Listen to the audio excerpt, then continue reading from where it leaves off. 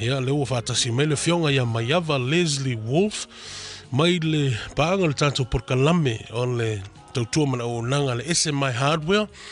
Ia ua mau fwoi le tātou awanoa. Ia tātou te whaasoa matala noa.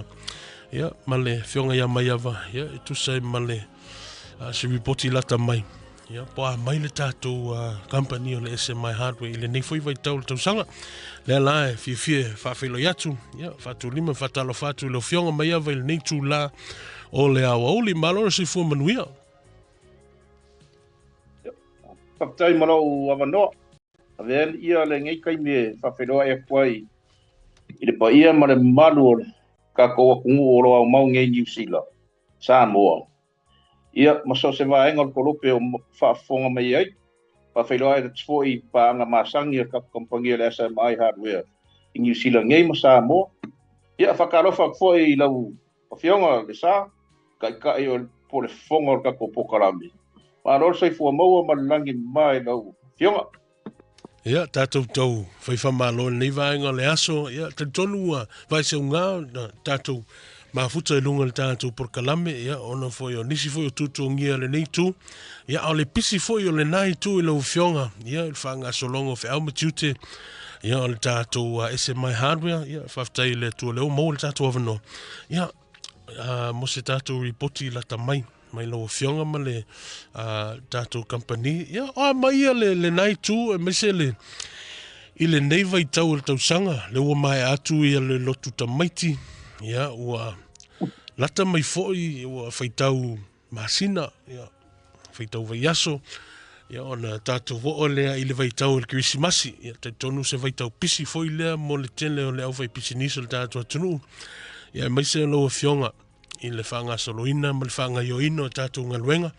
Ia, po lase ripoti la tamai, ia, o a mai fo ia le tautua ma le o nanga le SMI Hardware. Ia, malo, whawhiroa fo i, malo to tali o mai manua, i whawlawe sa e au mauai. Ia, ole update al kako kampangi. Ia pe i sila fia o mai a foi fongo mo meu ATM sa e kale sia sa pisia kuai o mai a foi le loto tamai. Ia le ala wa sa pena aku ma sa ngiungi ak foi. A wale o la mai foi a Sofia fia le Christmas ma kausa fo. Ia o mai kai mila ngai la kele foi ngai kangaka sio ka ko ku la ko ka riu sa mo e Whenua i maa inga, ia Sofia Fia, whai a reunion. Ia, o kei mi whainga wa la laka whainga wha fausia lau maoka. Laka ngā maka kei me ka penga ai, meise i a lalwhanga o ngu. Wa ia Sofia Fia, ia malanga fo i ka riu aku i sa moa. Ia, whiorolo ngā ngai a inga iu whafsoka i mai o whailako oras po rau aru i singa ruenga mo meo renovation. Especially lava i le ku le moku kele sa la whai. O whiorolo lava i ngai kako client ia wa whailako ngā ruenga ka pengpenga ai, a mise lava i o whale fau i maoka malawa. Ia, le ngaka ngā o renovations. Ia, sau fai ngei le kui polu, ia, whapenga fo i kakoa onga i renovations, ia ma e kāle sia. O e ingai ora sia wafu mai, kai ngei, o le ala whakakali ia le processing o lako payments, before a maka i fo. Malo whaftai mai ava. Ile, foi o le aso sila i le anga i atu o le tātua tunuu. Ia, te tonu e iei lava mea e ao na tā pena tuai le tātua tunuu. So in your experience over the past, maybe the past several months, o ani vaenga foi le e tele na ngalo le tātua tunuu. Ia, au se vaenga tā ua lava e ao na mana tua pea, ia, pea a fio atu le tātua tunuu ma su atu e whailoa i malau fionga. O ani vaenga tā ua lawe ao na mana tua ia awane i misi whawhaingo fiina o le process lea o le tapena ina o ninga luenga. Ia whate te inga a e mo sisi alu le bank ia e tau na ia le ID ma proof of address me tau fa pe i le tapena ina la statu ngaluenga ia e fia a fai fatasi ma le SMI hardware o ani vaenga tau e ao na tapena tu ai le tatu tunu pe a fifio atu masu atu ina ia fa ngofia i lo o ngaluenga i le fanga yo ino tatu ngaluenga fa mole mai ava Tāua tele le fisiri leo e pa iei a le sa. Pei mo le sila fia. E feo loro le foi le kako pa anga mangai a ingo wala au mai. E karsanga mai pe mwhainga whai se loan.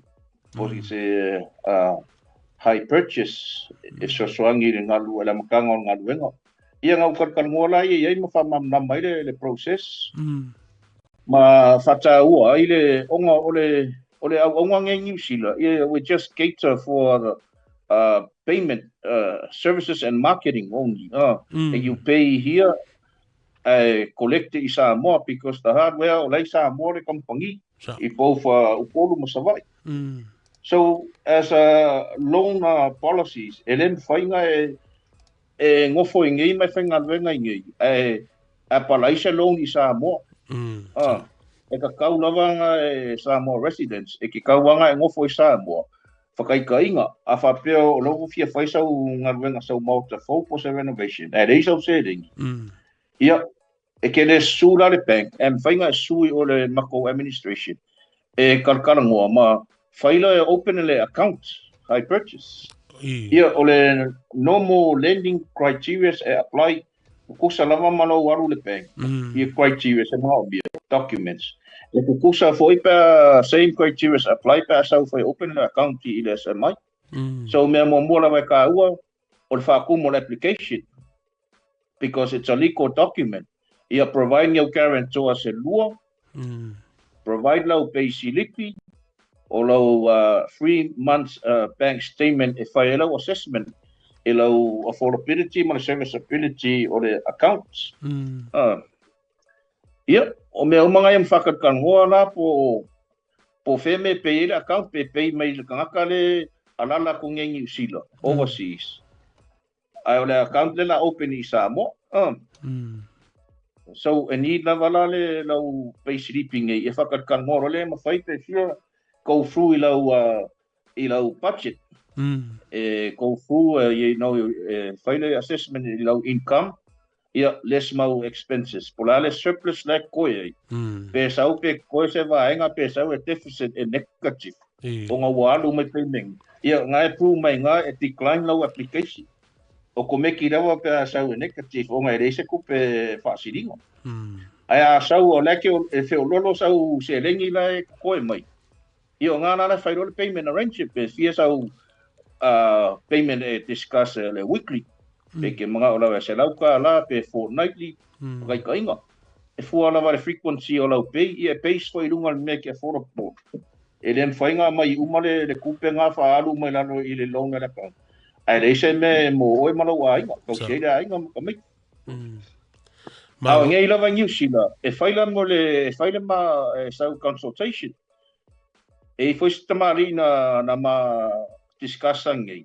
Ia laua fia, ia laula a mailanga deposit. Mo le sila fia. Mo mea po kiki whapengei. A planner, it's like 6 months or 1 year. O le walang kaunga isau savings. E pura side, e wha polo mo lau project. Wa e kenen whainga ngā lakura sa mai e fund umale 100% o lau moko. Ale mea sa planner throughout the year. So kawaranga isa savings o pura side.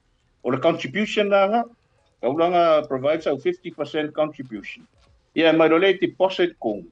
Ia release lore order according le kupe ngau iei, au lesi.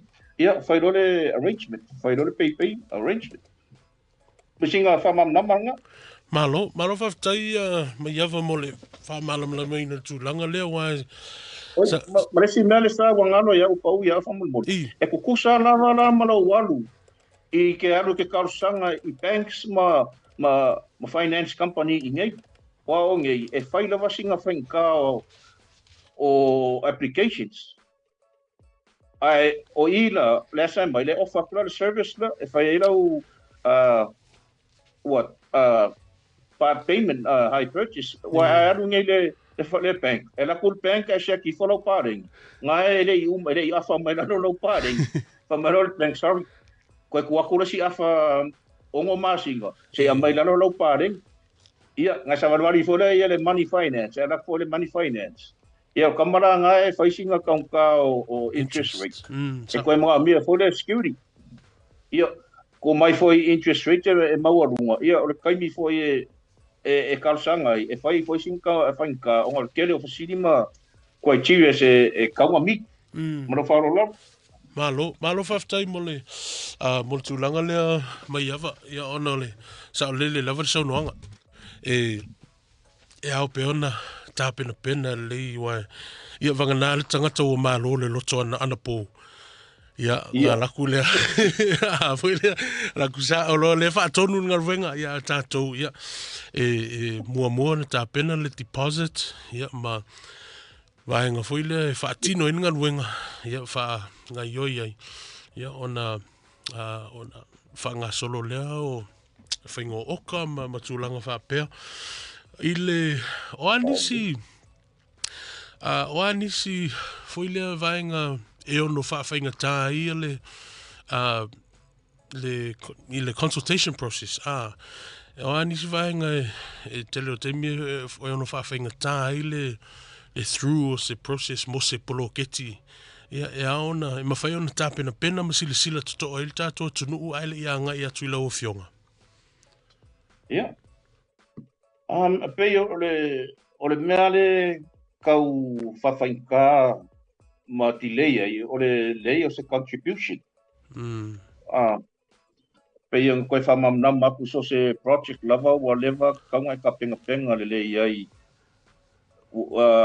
well ahead you know a year or 2 years time o lo contribution anga e mai dola ia au ki la kule bank ia lo e lo sao e lo foi i lo commitment i lo kolo keki o le ke rely lava we ngau lava ia fa ku lo project le o nga lo e lo se lengi nga sacrifice mai lava am kanga kausanga ia le la o lo ke mi la faile reunion la kaliwa kuisa mo e fa fo lo mo kala ia ia o ke mi la nga la i lo e it's a genuine customer o le vanga mo e miki la like a dream le la come true ia o ke mi fela nga ka ke lo lava ia sa o le vang ko mix ko inga po silo ko la nga luenga ia na ku fo yo o ngai len fainga nga faise loan in finance company o ngole aging wa fail makua sa ele karia fo i pensiki ia e va ku fo se ka vale te kulo e fa collateral for security io me o manga e need my finance company ia faida singa fainga ia e poloka lo la kalsanga asi ko ingam silo makua ia ole o ngale ava e so kau au lama ma fa ma vengo ku nga i lamo e fai venga mai langa fa nga ko mai so angi i wa pe o alon fa nga nga ku ai ko ingam silo ku e vai kai malo ar fa ku nga a ye ya singa me deposit ia siri le ia i no le ia ia fa mam na marola ia mai la le kala ngoa me o lua tina ta ma pa fiese wa pe mengi ke lua nga fa ki e a lo lola ia nga o marola ia release le ora a o le mea lai ia na pay on cash out cash basis malo whaftai mai hawa mole wha malamla mai no tūlanga lea ia i yaso vai yaso o pe whawheona so tai atu tātou tunu i lau whionga i maisilo tau team ia pe a fia box e tātou consultation ia po e fia whiroa i fwoi malau whionga pe mwhewona a whamanatu mai tātou details ia malenga ang whaloa. Okay. Ia, pe sirfia o le mako official o le 47 Rainy Drive i Mangeli. E den whaianga i misi e kua le roundabout. Ia, o le nampana lea ana o cell phone e mau aia o e puka se appointment. O nga e kere o kaimi o ke ka amino i kua whaia o customer visit i kua community. Okay. No ia whaura poponga Samoa. Io ngā rea me whaere presentation me whapenga we it's easy for ngai ka kua ka kounga ko ingai pau suak foi o le fisa fai le mau mat kang pare pingsing ale nampara le mo ia o le 021 820 594 021 820 594 ia fafsokai mai foi le mako landline nei ia ane sone sunga ia ane sone vai olo assistant assist boy ile 09 218 8667 yeah and fai so kai me au le email o le sales nz at smisamoa.ws malo faftai yeah and fai na ko kanga I ka ko Facebook ngai alwa kulava ia kako update or promotions lava weekly update the lava new products le fasan lau so se mea kau steel framing mea kau plumbing mea kau electrical mea kau farming tools mea kau security fence fai sau la fo mangu ia mau mea kau security fence fo I puinga melo mau ko ia mea kau sensor light o generators pe o mauka fai ma pe le power o ska ko ku ia ngana o generators assist right nice update lava ia sa foi ma prices pe fai ngo fie lava and I don't want Facebook ke inquiry ai malo faftai a mai ava mole whanau I loa mea tu langa lea, I o te loto o te lo tātou. Ia, o lunga o Facebook, peho ne ili tātou whatanonga I le nei au ni, ia, maua ia le sota inga lunga o Facebook, ia le foi wa sau noa le whionga ia mai ava I le tua tusi, ia manumera statement o te whamanatu atu lea. Mai ava I sisi vaenga I te whia sau noa ia le I whamai a mai tātou whatanonga nei au uli. Tonu leu kawa uma mea tau ia kene ngā whesiri mai foi le malo sio ka kua kungu. Ia lea lau koe whamamnama aku. Ia kau lavanga prepare mai pēr sua koe whaile ka consultation. Ia, mole foi le whawhkai I pa anga māsangi o loo wala au mai. Ia, ua whio loro lavanga I kako customer wala au mai askario.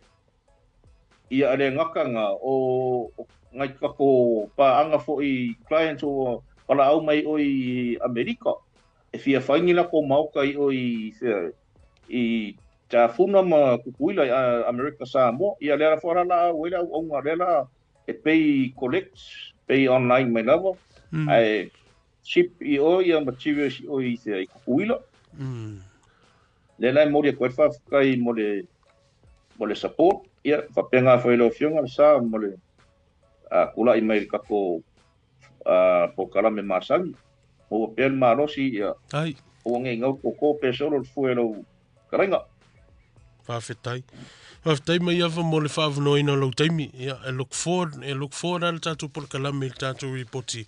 Ia, maise lena wala tūlata le kilisimasi. Ia, nisi foi o whapitoa. Ia, mawha manatu pia. Ia, mtau longolongo pia le tātou atunuu. Ia, vaenga tāua ia mo le wha ngai yoina ma le whatinoina tātou ngaluenga I Samoa. Samoa na wasau noa le whionga ia mai awa. Fast for fitu Rennie Drive I Mangele. O le numera whiaweai, telefoni whiaweai, o lua tasi. Valu lua o 5 iwa wha. Ia, po le landline. O iwa lua tasi valu ono fitu. Lua tasi valu ono fitu. Ia pesa ili ane lunga Facebook. O lo iai, mai atatou. So taisa o e whionga ia mai awa. Ia, whapea fu ili sunga ia ane sone wa ai. Ia, ma le tima le SMI I nei au ki lani. Ia, au se tu lava o New Zealand. Ia, po Australia. Whaiona so tai le whionga ia mai awa. Whaftai tele lava mo lea fiafi mai awa. Ia, tātou toi mafuta. Ia, in the next fortnight, ia, pe au lia leola malmalosi. Ia, mo se isi tātou ripoti lata mai. Mo le temi nei, ia, manuia tele lava le fiafi, so I fua mai manuia.